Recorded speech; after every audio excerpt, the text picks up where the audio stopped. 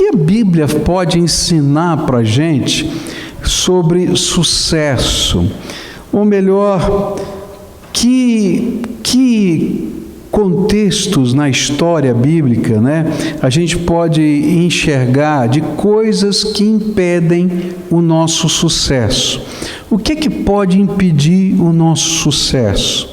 E aí então eu vou encontrar na palavra de Deus algumas coisas, eu vou separar algumas delas por uma questão de tempo e vou meditar um pouquinho delas. A primeira delas se encontra no livro de Esther, um livro do Velho Testamento, capítulo 4, versículos 13 e 14. E aí eu vou ler esse texto e depois eu vou pensar um pouquinho no que estava acontecendo e trazer primeiro impedimento ao sucesso. Diz assim: não pense que pelo fato de estar no palácio do rei, você será a única entre os judeus que escapará. Pois se você ficar calada nesta hora, socorro e livramento surgirão de outra parte para os judeus, mas você e a família de seu pai morrerão. Quem sabe se não foi para um momento como este que você chegou à posição de rainha. Então, rapidamente, só para você entender, Esther era rainha do maior império do mundo de então, o Império Persa.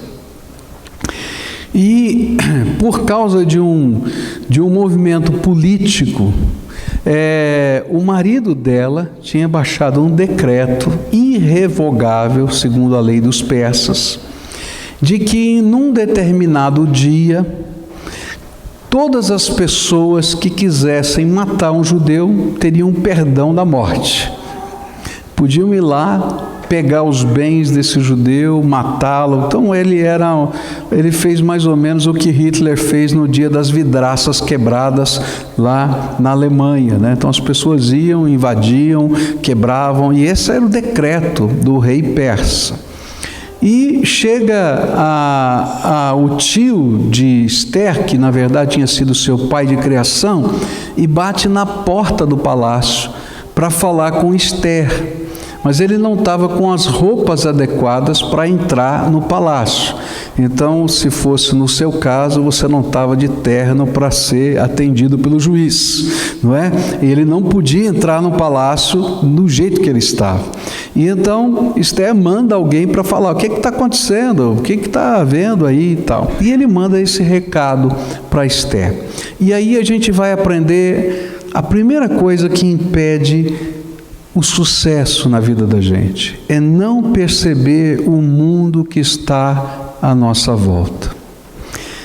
É interessante porque Esther, apesar do seu marido ter emitido o decreto, apesar de ela ser judia, apesar de tudo isso, ela não sabia a realidade do que estava acontecendo ao redor dela. Ela não era capaz de perceber o que estava no seu mundo. E ainda, porque ela não percebia o que estava acontecendo no mundo, no seu entorno, ela também não podia discernir o seu papel nesse mundo. Eu acho que quando a gente olha para as corporações, a gente vai ver a mesma coisa. Eu estava no carro ouvindo o rádio, quando saiu há 2 semanas atrás uma notícia. A Xerox foi comprada pela Fuji. E aí então o comentarista de economia dizia assim: olha só que coisa interessante, Xerox foi uma potência, não é? A ponto de criar um verbo, né? Xerocar páginas, não é cópia, era xerocar, não é isso? E de repente ela não enxergou o seu mundo. E a Fuji, que era uma companhia de fotografia, que era uma companhia que também, a Kodak, tinha caído, ela conseguiu enxergar o seu mundo e se tornou continuou sendo uma das grandes corporações do mundo, a ponto de comprar a Xerox e continuar ativa. E eu fiquei pensando, olha só, que coisa interessante. Qual foi o erro? Não enxergar o mundo à sua volta. Aí eu me lembrei do meu sogro. Meu sogro era um vendedor de peças de automóvel no atacado. E ele então saía pelo interior de São Paulo e vendia peças para os eletricistas de carro. E então as pessoas faziam estoques dessas peças lá na sua oficina, porque não tinham grandes distribuidores, né, para poder vender ao preço que ele vendia. Mas o meu sogro não foi capaz de enxergar o mundo à sua volta e de repente inventaram o advento do motoboy. E as grandes distribuidoras se espalharam por todo o interior de São Paulo e ninguém precisava ter estoque, ligava lá, em 5 minutos chegava o motoboy com a peça. E a diferença era muito pequena. E o meu sogro foi à falência.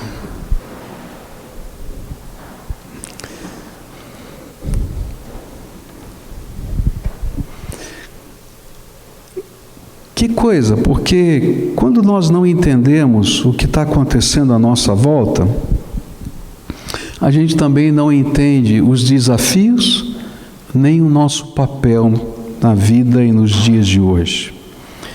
O que a Bíblia vai ensinar para mim é que Deus tem um plano para a minha vida e que nós podemos ser agentes transformadores da história no tempo e lugar em que nós vivemos. Mas a gente precisa discernir o tempo e o lugar em que a gente está vivendo. Como pastor, eu não sou uma pessoa que entenda muito das questões profissionais, mas eu entendo muito de família, porque eu lido com muitas famílias. E uma das coisas que eu tenho percebido é que muita gente vive o insucesso das suas famílias simplesmente por não perceber o que está acontecendo à sua volta. Não consegue fazer uma leitura do que vai no coração da sua esposa, do seu marido. Não consegue fazer uma leitura do que está acontecendo no coração dos seus filhos.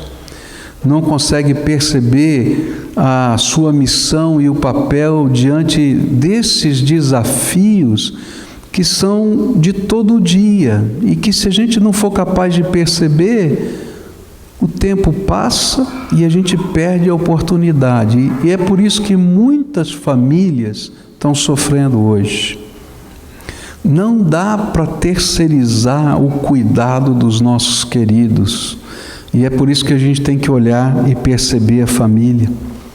A gente não pode somente perceber a família, mas no contexto profissional, no contexto social, ou até no contexto político, a gente tem que enxergar o mundo que está à nossa volta e perguntar para Deus: Senhor, qual é o meu papel? Porque a pergunta que o tio de Esther fez vale para hoje. Será que não foi para um momento como este que Deus te fez o que você é?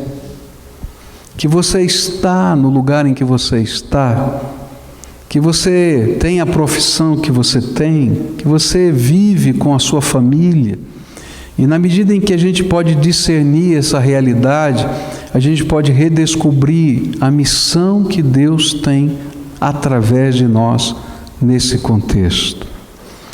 Mas uma segunda questão que impede o nosso sucesso, e que tem a ver com a primeira, mas ela é mais profunda um pouco, e ela se encontra em 2 textos da Bíblia, em Mateus 16:6 e em Provérbios 4:23. Eu vou ler aqui para você. A Bíblia diz assim: e Jesus lhes disse: olhai e acautelai-vos do fermento dos fariseus e dos saduceus. E Provérbios 4:23. Tenha cuidado com o que você pensa, pois a sua vida é dirigida pelos seus pensamentos. A segunda atitude que impede o sucesso é quando não percebemos o nosso mundo interior. A gente pode falhar e não ter sucesso por não enxergar o mundo exterior. Mas nós também teremos insucesso se a gente não for capaz de perceber o nosso mundo interior. E é disso que Jesus está falando. Ele fala de 2 grupos religiosos e políticos do seu tempo. E ele fala de uma maneira crítica. Ele diz assim, ó, toma cuidado com o fermento dos fariseus e dos saduceus. Os fariseus eram aqueles religiosos cuja motivação era o poder religioso baseado num legalismo extremo. E esse era o fermento dos fariseus, o desejo de controlar, de ter poder através de um legalismo extremo. E o outro grupo, os saduceus, a motivação deles era o poder civil. Eles queriam estar no governo a qualquer custo, sem qualquer valor ou escrúpulos. E aí Jesus diz assim, olha, para os discípulos dele, tomem cuidado com o fermento do fariseu e do saduceu. Já o livro de Provérbios vai nos advertir que quando nós olhamos para aquilo que domina, que nós devemos olhar para aquilo que domina o nosso pensamento. Uma versão mais antiga diz assim, guarda o teu coração, porque é do teu coração que vão proceder todas as coisas que vão dirigir a tua alma. E na linguagem de hoje diz assim, ó, toma cuidado com o que você pensa, porque você é o que você pensa. O que a Bíblia está dizendo é que conforme a nossa motivação, eu posso ter sucesso ou insucesso. E tem muita gente que está tendo muitos insucessos porque tem a motivação errada. E a nossa motivação é que nos conduz, às vezes, a atos inconsequentes. E os atos inconsequentes geram consequências. E aí a gente vai sofrer perdas, simplesmente porque a nossa motivação não era boa. A crise que nós vivemos hoje não é somente do meio político, mas de pessoas da sociedade civil. A gente está vendo na cadeia líderes de grandes empresas que perderam a percepção dos seus valores. E eles tinham uma motivação: continuar ganhando muito dinheiro e determinar o poder dentro da sociedade. Mas sabe o que é pior? É que não ficou apenas no meio político e nos grandes empresários. A gente vai encontrar a mesma coisa no meio de juízes corruptos. E tem vários que eu não preciso nem citar nomes aqui que vocês conhecem. E de advogados corruptos, que eu não preciso citar nomes não, porque vocês conhecem melhor que eu. E por que a gente chega num ponto desse? Por causa da motivação. O que vai no coração? O que está determinando a nossa vida? Mas isso não para nos políticos, nos empresários. Sabe que isso também está dentro da nossa casa, da nossa família? Porque às vezes nossa casa se perde nos valores. É interessante que Jesus vai dizer para a gente que existem casas, tá, que são dominadas por poderes espirituais, que estão sobre a tirania de Satanás. Ele fala que algumas casas são tiranizadas. Você pode não acreditar nisso, mas muitas das nossas atitudes abrem portas para que o inimigo venha tiranizar a nossa casa. Só que o inimigo ele não vem como um diabinho de chifre, não é? E tridente na mão. Ele vem através das drogas. Ele vem através das várias brigas que acontecem dentro da nossa própria estrutura de casa. Eu conheço, por exemplo, famílias cujos irmãos de sangue não se conversam há 30 anos por causa de uma briga que aconteceu entre eles 30 anos atrás. E os primos, às vezes, se encontram escondidos. Eu conheço famílias assim, que primos se encontram escondidos, porque se os seus pais souberem, vai ser uma confusão dentro da casa. Será que essa não é uma casa tiranizada? Agora, quando a gente olha para isso, Jesus diz, não é, que precisa que alguém entre lá nessa casa e remova o tirano. E para isso acontecer tem que ter alguém mais forte do que o tirano. E ele estava dizendo, eu sou aquele que entra lá e tira essa escravidão. Mas como é que ele tira? Quando ele entra dentro da nossa vida, dentro do nosso coração e muda a nossa motivação de vida.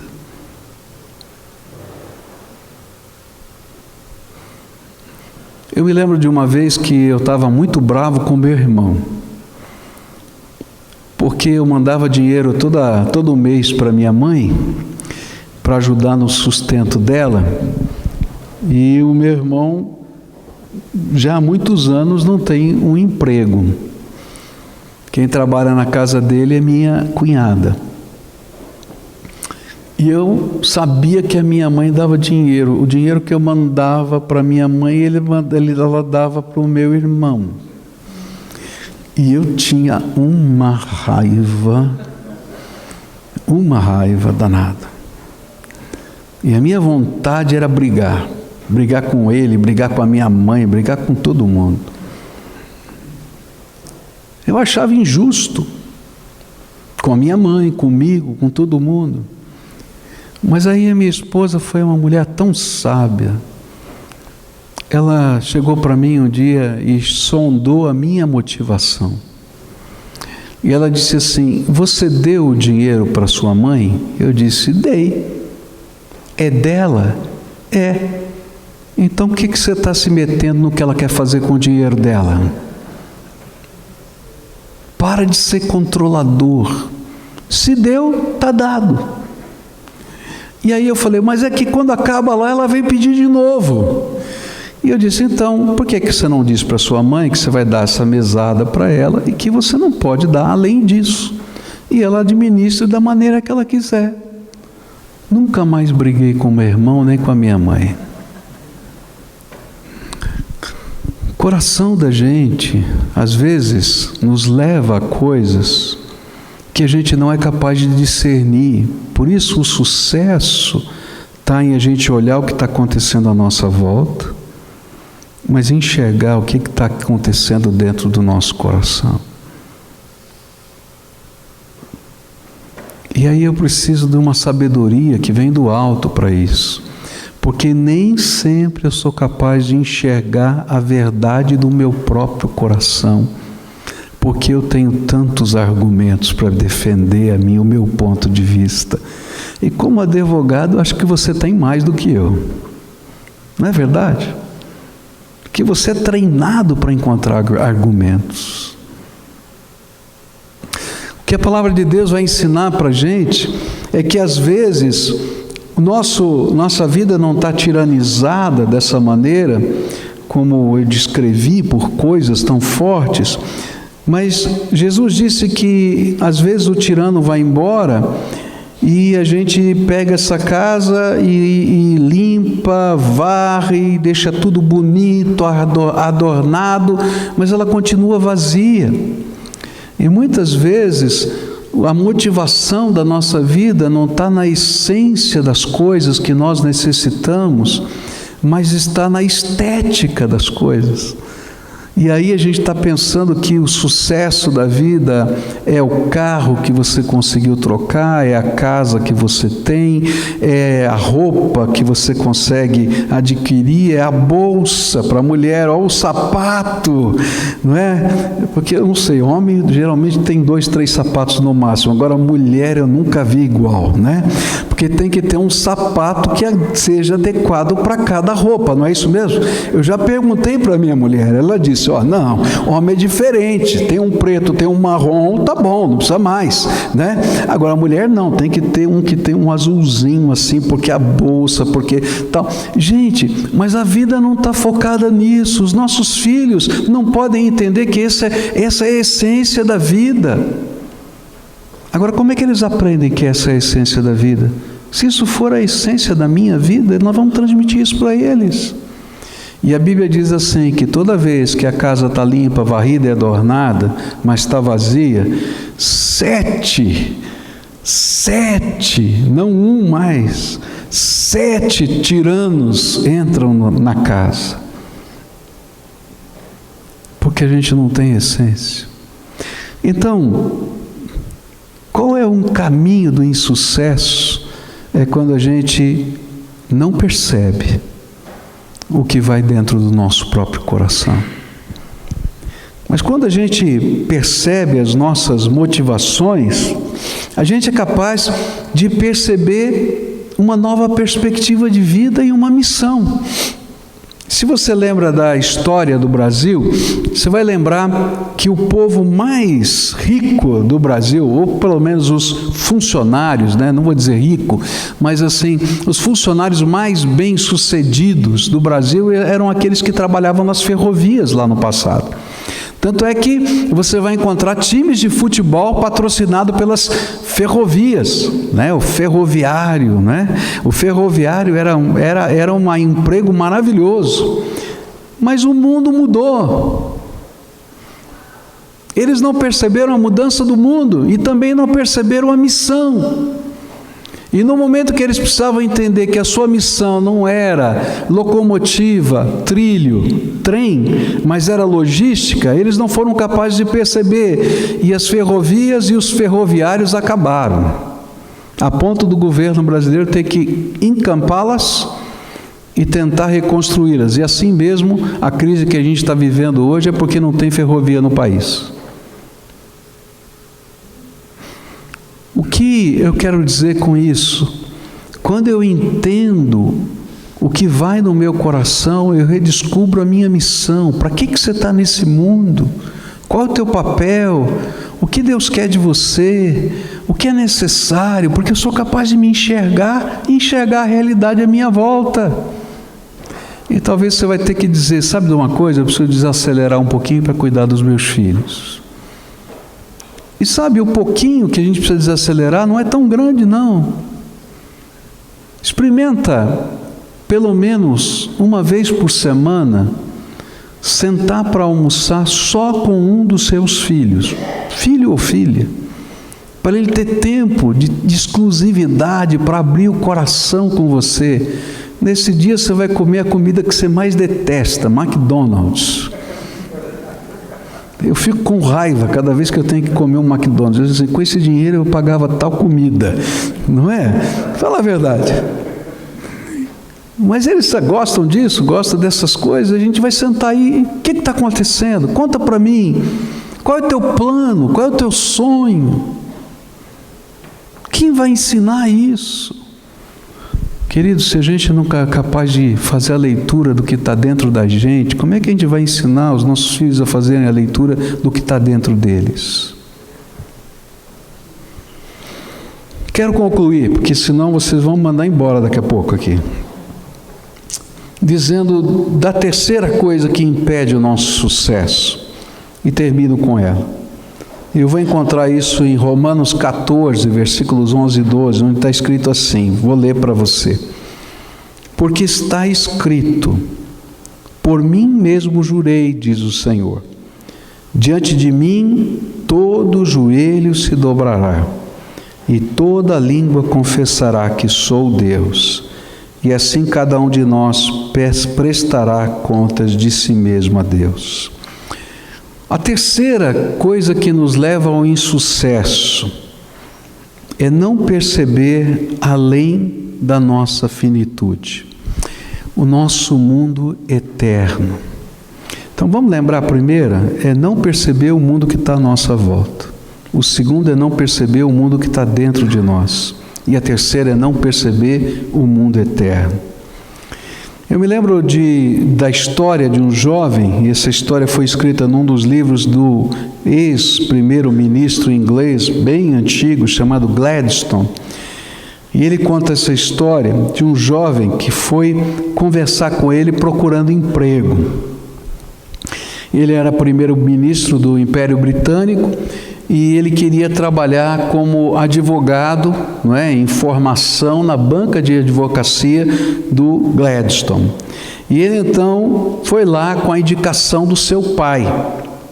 E então chegou lá, olha, o papai é amigo do senhor e tal, eu estou terminando direito, eu queria agora começar na carreira, será que o senhor podia me contratar lá na sua empresa e tal, assim, para eu começar a minha vida profissional? E aí o Gladstone olhou para ele e disse assim: tá bem, querido, você quer começar lá como estagiário, não era essa a palavra daquele tempo, mas você quer estagiar comigo, tá? E depois? Aí o rapaz pensou e disse: bom, depois, se o senhor gostar do meu trabalho, eu quero que o senhor me contrate, eu quero estar lá na sua banca trabalhando. Ok, maravilha. E depois? Bom, se eu tiver um emprego que tenha recursos, tal, eu gostaria de me casar, ter filhos e tal, etc. Ah, então tá bom. E depois? Bom, depois, se eu for bem sucedido, quem sabe um dia eu possa também ter a minha banca de advocacia. Ah, maravilha, tá? E depois? Bom, depois, quem sabe eu possa enveredar pelo mundo político como o senhor entrou, quem sabe eu possa caminhar por aí. Tá bem, e depois? Aí o moço olhou para ele e falou: olha, Dr. Gladstone, eu não sei mais nada depois. Ele falou assim: então volta para casa e pensa na sua vida. O que Gladstone queria mostrar e o que a gente precisa aprender é que às vezes a gente só está pensando no aqui e agora. E a nossa vida está dirigida pelo aqui e agora. Como se isso aqui e agora fosse o único sucesso que a gente pode ter. Mas a Bíblia vai dizer para a gente que o aqui e agora é só uma passagem para a verdadeira vida que é eterna. E que os nossos sucessos, eles perdem o seu sentido no tempo e no espaço. Quem é membro dessa igreja vai lembrar que eu já contei essa história aqui do meu avô. Meu avô foi um dos primeiros jogadores de futebol profissional do Brasil. E ele jogava por um time chamado Lapianinho, que depois se associou com outros times e veio a se transformar o São Paulo Futebol Clube, lá em São Paulo, naturalmente. E a primeira Copa de futebol profissional chamava-se Copa Formiga de Futebol. E o meu avô, com o time dele, ganhou a Copa Formiga de Futebol. Então, para a tristeza da minha avó, o quadro que tinha, a pintura, não era nem fotografia, dos jogadores de futebol, né? Todos naquela pose, né? Levantando a taça da Copa Formiga de Futebol, estava na sala da casa do vovô. E ai de quem mexesse naquele quadro, porque aquele era o quadro da Copa Formiga de Futebol. E quando você chegava lá, eles logo esperavam que você perguntasse: que quadro é esse? Para ele contar toda a história da Copa Formiga de Futebol. Muito bem, vovô faleceu. E aí vovó chamou os seus filhos e disse: olha, vejam o que vocês querem aqui do papai, não é? Para vocês. E aí um escolheu uma coisa, outra. Naturalmente não era uma divisão de herança, eram coisas significativas, era uma coisa, o vovô já tinha feito a divisão da herança em vida, né, com usufruto já da vovó. Então era, na verdade, você escolher: isso aqui eu lembro do vovô, eu lembro do meu pai e tal, etc. E aí ela olhou e disse assim: ninguém vai querer o quadro da Copa Formiga de Futebol? Aí um olhou para o outro, começaram a dar risada e falou: não, o quadro não. Ele falou assim: eu também não quero, tirem esse quadro daqui. E aí a família doou o quadro para o São Paulo Futebol Clube, está lá entre os troféus do São Paulo, lá no museu deles. Mas o interessante era assim, era algo tão importante, tão significativo, que parecia sucesso, mas não valia nada. Se a gente só pensa aqui agora, a gente está colecionando um monte de quadros como esse, que não valem nada. Que o tempo vai passar, a Bíblia diz que a ferrugem vai corroer, e não tem sentido. Por isso a Bíblia vai dizer para a gente que a gente, se quiser ter o verdadeiro sucesso, a gente tem que olhar para cima, olhar Jesus e enxergar a realidade na perspectiva dele, Jesus.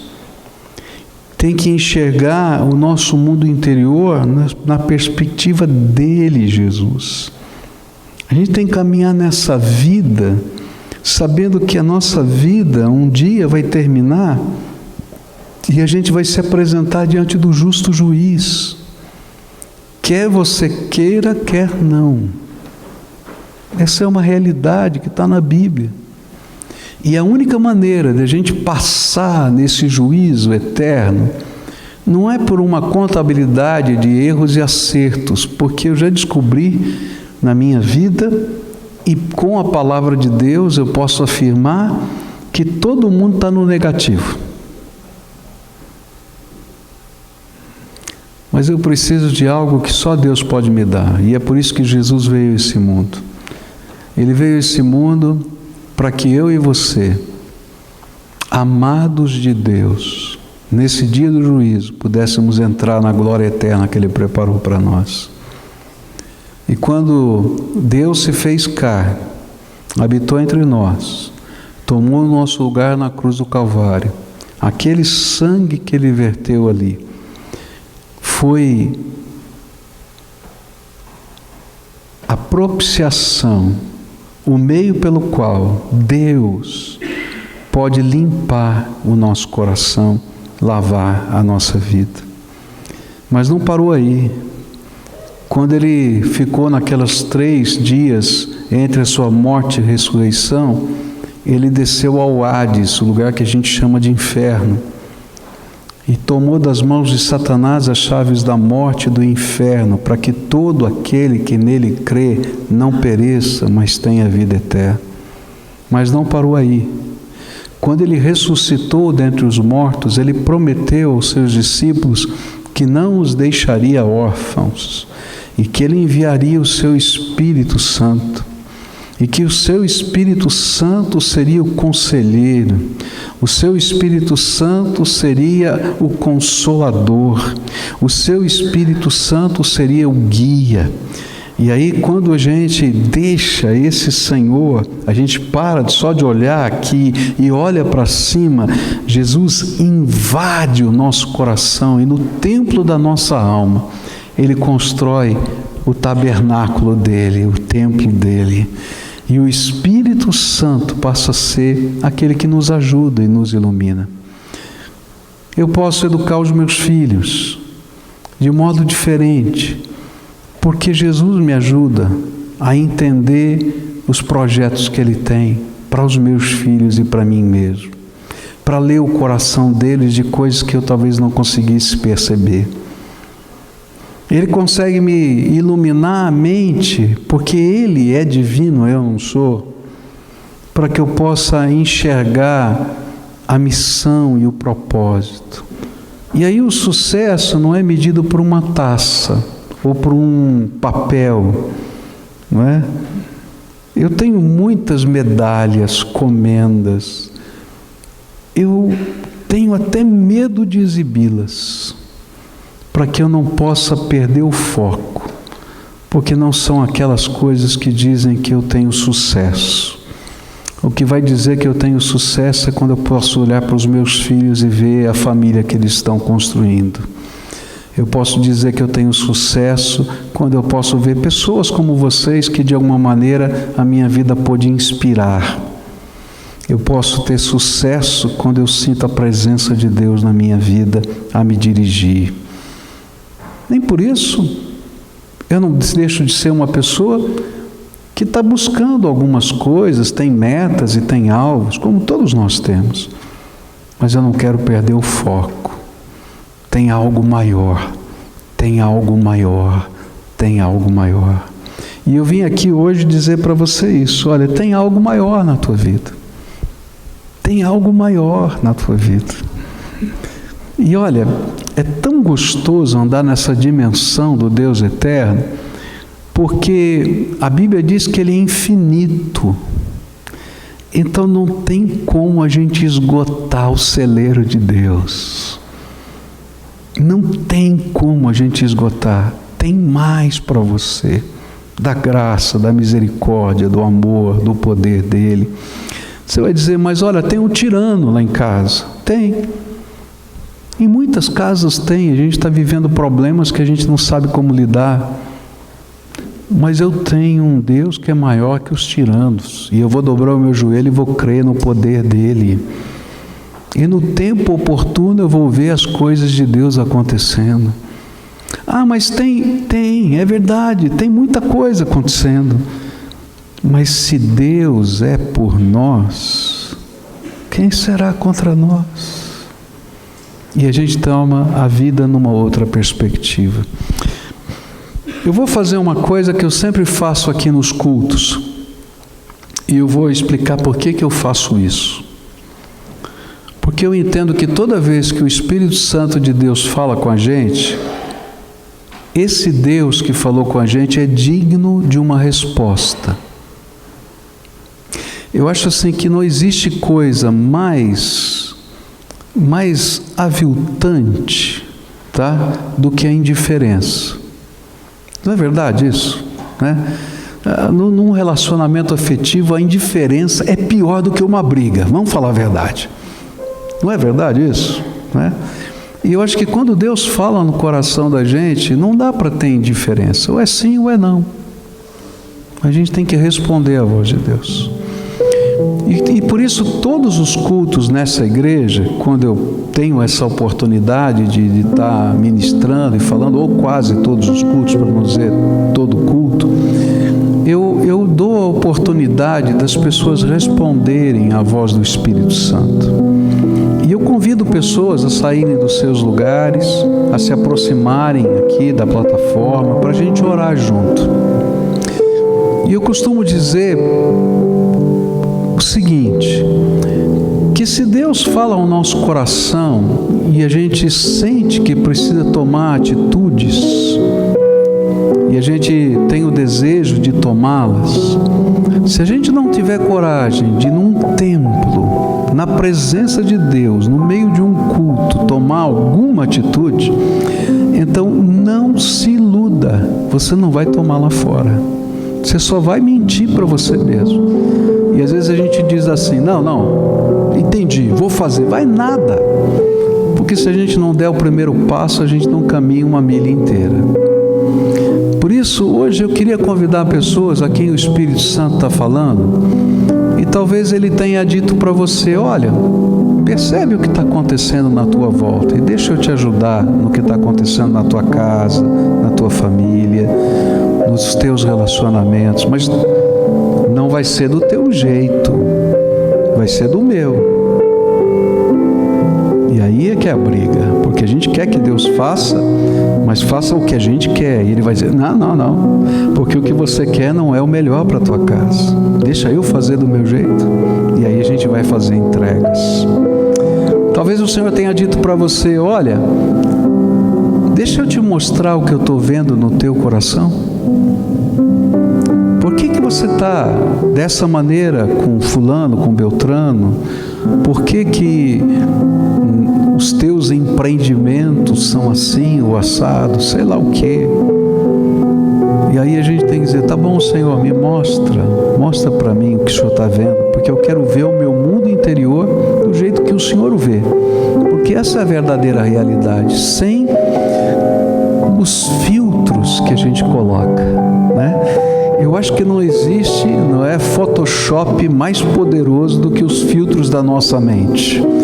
Porque a gente está sempre bonito diante dos filtros da nossa própria mente quando a gente olha para a gente. E aí Deus tem que trabalhar isso na vida da gente. Mas talvez alguns o Senhor vai dizer nessa noite, olha para cima. Tua vida não vai terminar aqui. Você está preparado para aquele encontro que todo homem e toda mulher vai ter?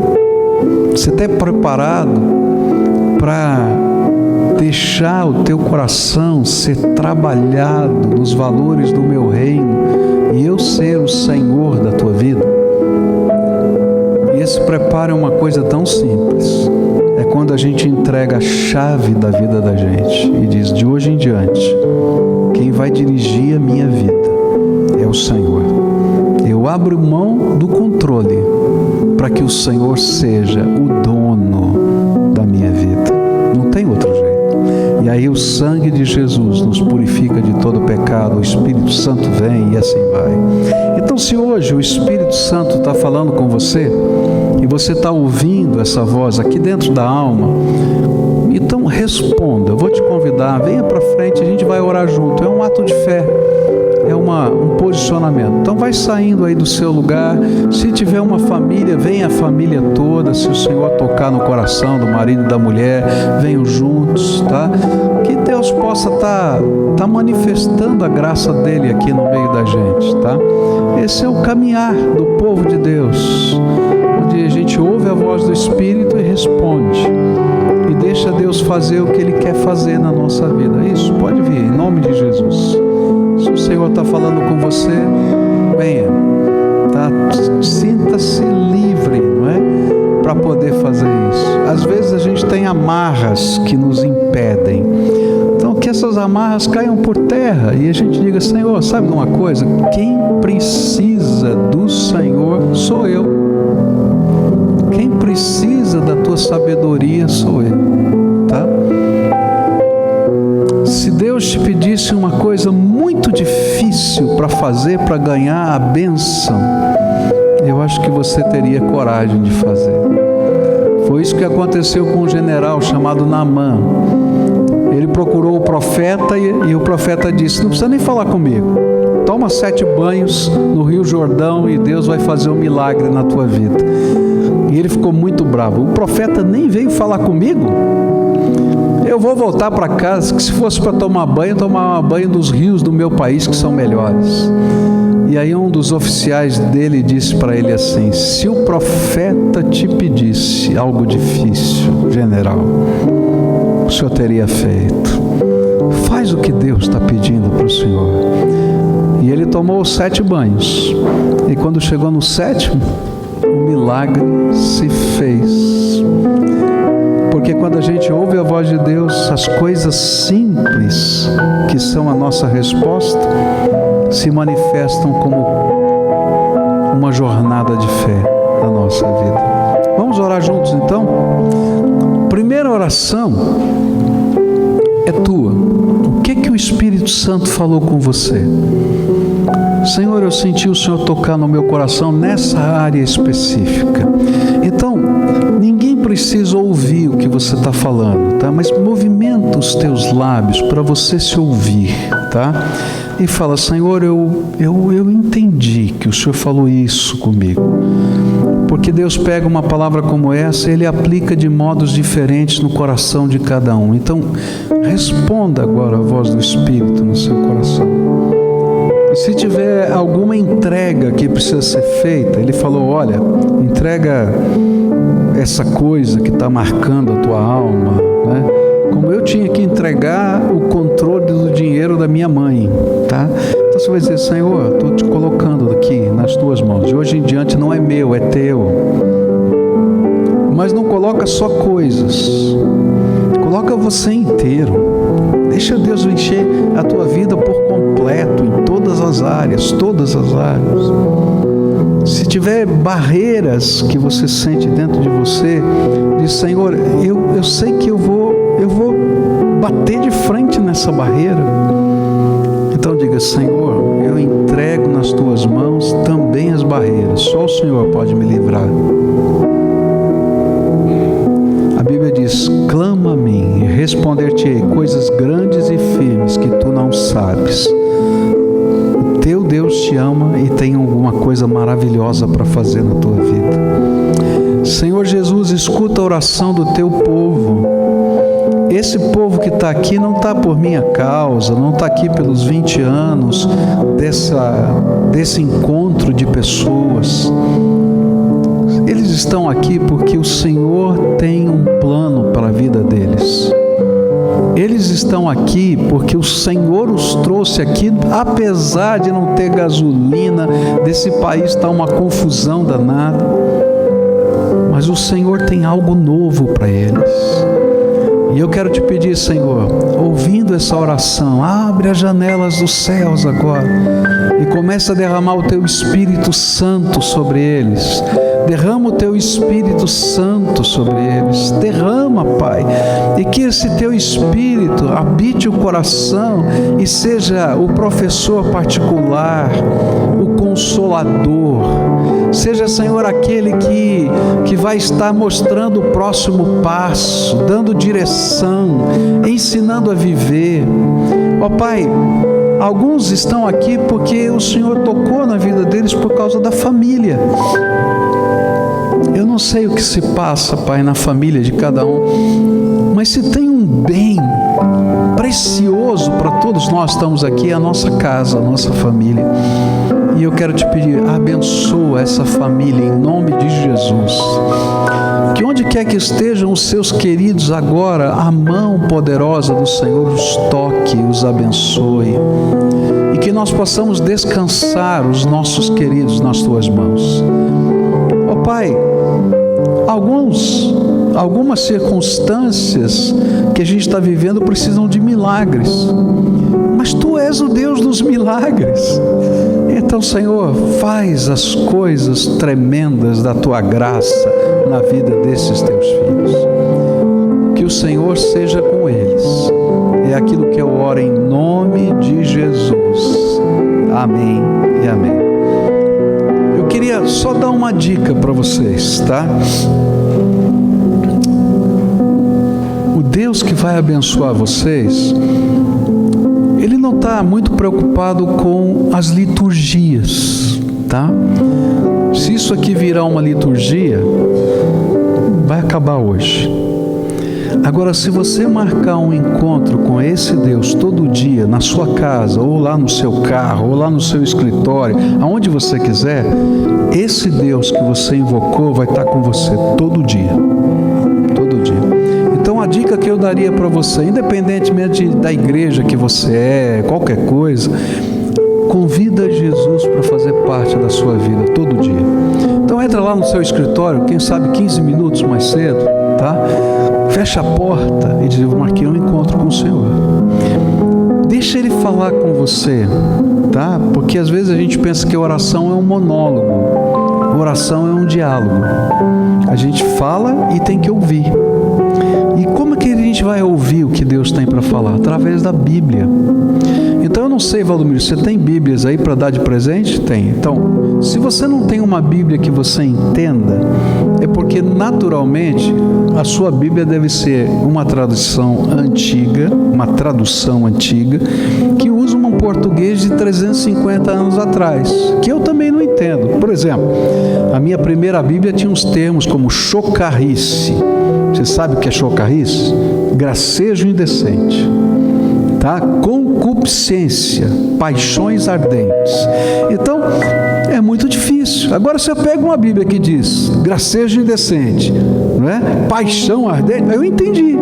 Então, se você quiser, eu quero te dar de presente, essa igreja compra para isso, para dar de presente, uma Bíblia que você entenda.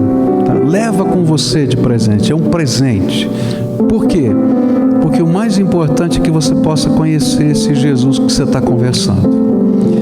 Começa a ler a Bíblia no Novo Testamento. Você vai dizer, por que no Novo Testamento? Porque a gente começa a ler um livro sempre do começo, não é? Porque o Velho Testamento são profecias. E aí a gente não conhece, fica difícil de entender. O Novo Testamento são as profecias do Velho que se realizaram. Então, se eu leio o que aconteceu, quando eu vou ler o Velho Testamento, isso aqui está ligado com aquilo, fica muito mais fácil. Começa pelo Evangelho de Marcos. Você vai me perguntar por quê? Porque é o menor. Aí você vai ter uma visão panorâmica do que Jesus fez. E depois continua lendo o Novo Testamento, o livro de Atos dos Apóstolos em diante. Depois pode ler os outros evangelhos e assim caminhar. Faz isso como se fosse uma disciplina, como você vai à academia, alguns vão, outros não, né? Como você tem uma disciplina de almoço, de janta, sei lá o quê. Deixa Deus fazer algo novo na tua vida. E sabe, é tremendo, porque você vai ver esse Deus visitar você, lá onde você estiver, porque você é filho amado dele. Você é filho amado dele. Você é filho amado dele. E esse Pai, Ele quer estar pertinho dos seus filhos, tá bom? Vai na graça e na paz de Jesus.